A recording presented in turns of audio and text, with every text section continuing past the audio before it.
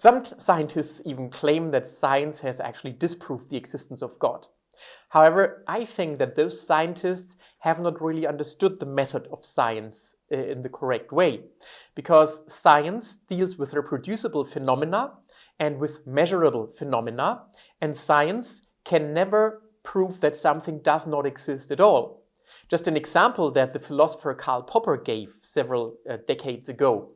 He actually said that imagine that you observe white swans all the time, and you have already observed 1,000 white swans. And you can say, well, there are only white swans, there are no black swans.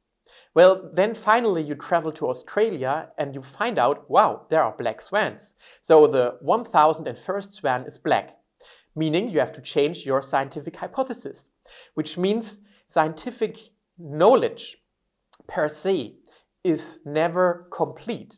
We always must be open for new evidence, which means we can never be sure that something cannot be true or can never exist. We just know up to now it seems that this thing does not exist. But coming to the second point, the measurability. Yes, science can make many statements about measurable phenomena, existing physical objects, but God is not an existing physical object. So how can actually science measure God or make any statement about the existence of God? That's a big problem for scientists, actually. It would be the same as if I would ask you, please, by the means of physics, chemistry and biology and all scientific methods, prove to me that a picture of Van Gogh actually was painted by Van Gogh, and prove the existence of Van Gogh with those methods. And then you analyze the picture, and you find out the weight of the picture, the amount of atoms in the picture, and the kind of molecules that were used for the colors, and maybe that there are bacteria present on that picture or whatever.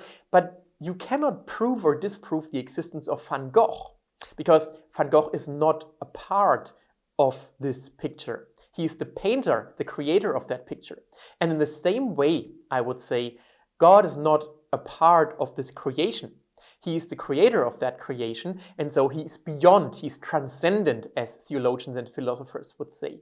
He's beyond this creation, and so we cannot simply measure God.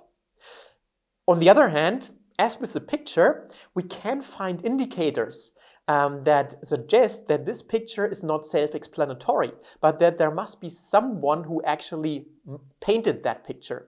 And in the same way, in creation, we could look for indicators and for evidence that makes it plausible that this universe is not a self-explanatory phenomenon which caused itself, but a phenomenon that needs another cause, and maybe even an intelligent cause. And this is the question of, is the universe the product of blind chance and necessity? Or is it more plausible that there is someone who created it, a creator, a designer? And this question is not a purely scientific question, it goes beyond that. But of course, from some mechanisms, we could conclude, and from some properties of the universe, that it's more plausible that there is a creator to the universe.